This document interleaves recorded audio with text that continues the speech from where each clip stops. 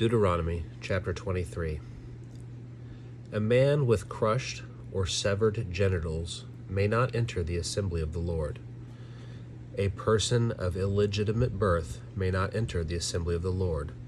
To the 10th generation, no one related to him may do so. No Ammonite or Moabite may enter the assembly of the Lord. To the 10th generation, none of their descendants shall enter, or shall ever do so. For they do not meet you with food and water on the way as you came from Egypt, and forevermore they hired Balaam, son of Beor of Pethor, and Aram Naharim to curse you. But the Lord your God refused to listen to Balaam and changed the curse to a blessing, for the Lord your God loves you. You must not seek peace and prosperity for them through all the ages to come. You must not hate an Edomite, for he is your relative. You must not hate an Egyptian, for you lived as a foreigner in his land. Children of the 3rd generation born to them may enter the assembly of the Lord. When you go out as an army against your enemies, guard yourself against anything impure. If there is someone among you who is impure because of some nocturnal emission, he must leave the camp. He may not re-enter it immediately. When evening arrives, he must wash himself with water, and then at sunset he may re-enter the camp. You are to have a place outside the camp to serve as a latrine. You must have a spade among your other equipment, and when you relieve yourself outside, you must dig a hole with the spade and then turn and cover your excrement. For the Lord your God walks about in the middle of your camp to deliver you and defeat your enemies for you. Therefore your camp should be holy, so that he does not see anything indecent among you and turn away from you. You must not return an escaped slave to his master when he has run away to you.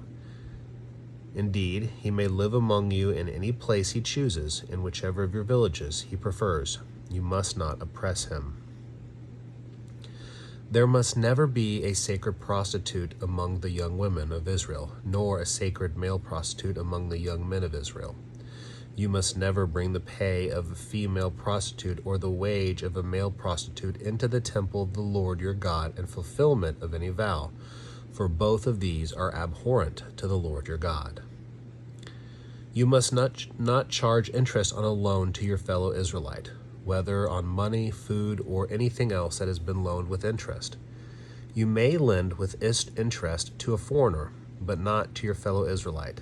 If you keep this command, the Lord your God will bless you in all you undertake in the land you are about to enter to possess. When you make a vow to the Lord your God, you must not delay in fulfilling it, for otherwise he will surely hold you accountable as a sinner. If you refrain from making a vow, it will not be sinful. Whatever you vow, you must be careful to do what you have promised, such as what you have vowed to the Lord your God as a freewill offering. When you enter the vineyard of your neighbor, you may eat as many grapes as you please, but you must not take away any in a container. When you go into the ripe grain fields of your neighbor, you may pluck off the kernel with your hand, but you must not use a sickle on your neighbor's ripe grain. Deuteronomy chapter 24. If a man marries a woman and she does not please him because he has found something indecent in her, then he may draw up a divorce document, give it to her, and evict her from his house. When she has left him, she may go and become someone else's wife.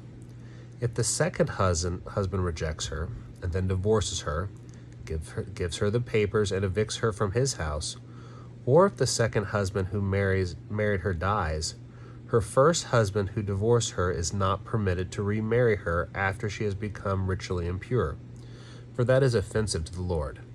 You must not bring guilt on the land that the Lord your God is giving you as an inheritance. When a man is newly married, he may not go into the army, nor be obliged in any way. He must be free to stay at home for a full year and bring joy to the wife he has married.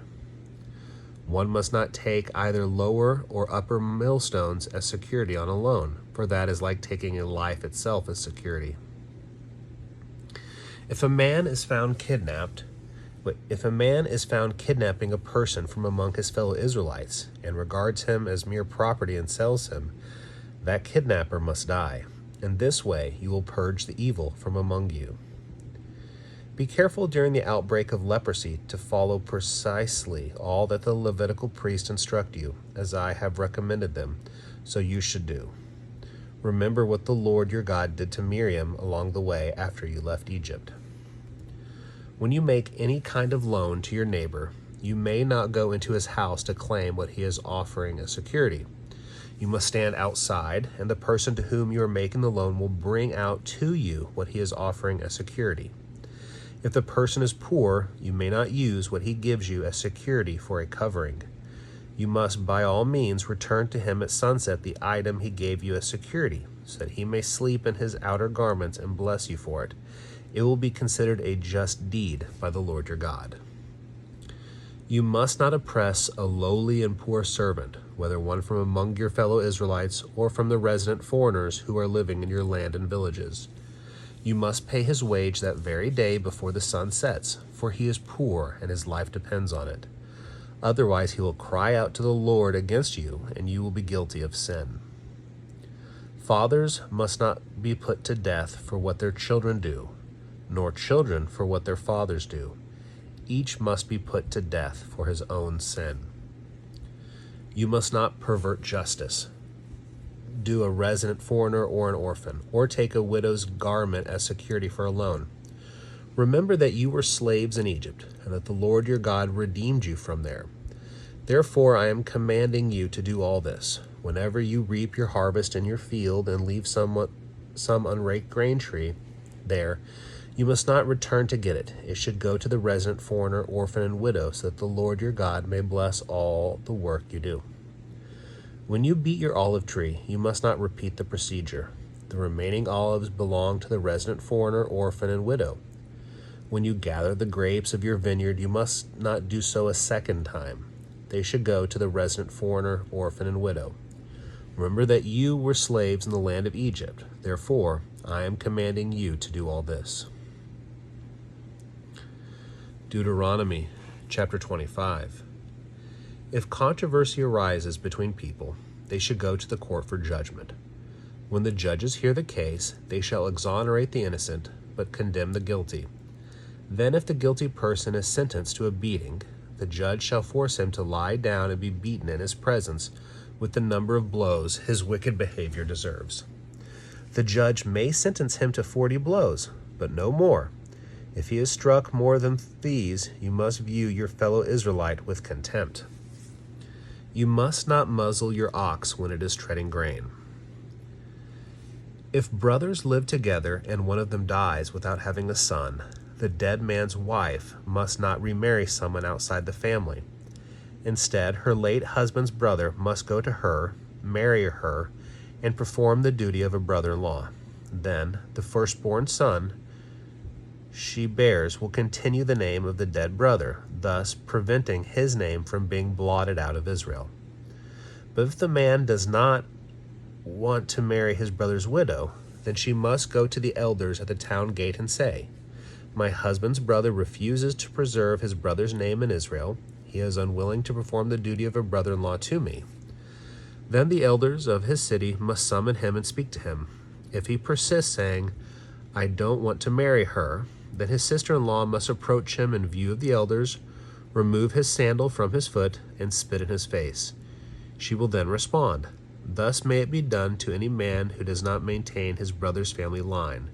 His family name will be referred to in Israel as the family of the one whose sandal was removed.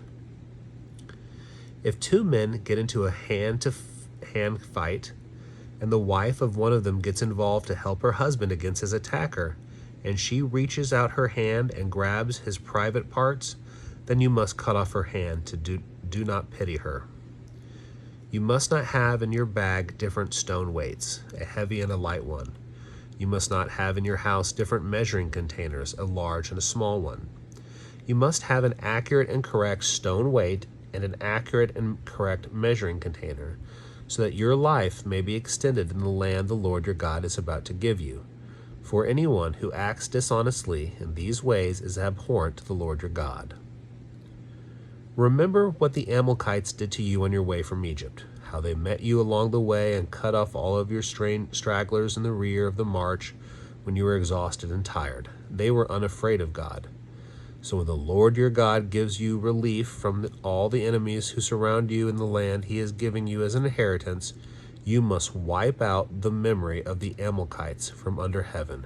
Do not forget.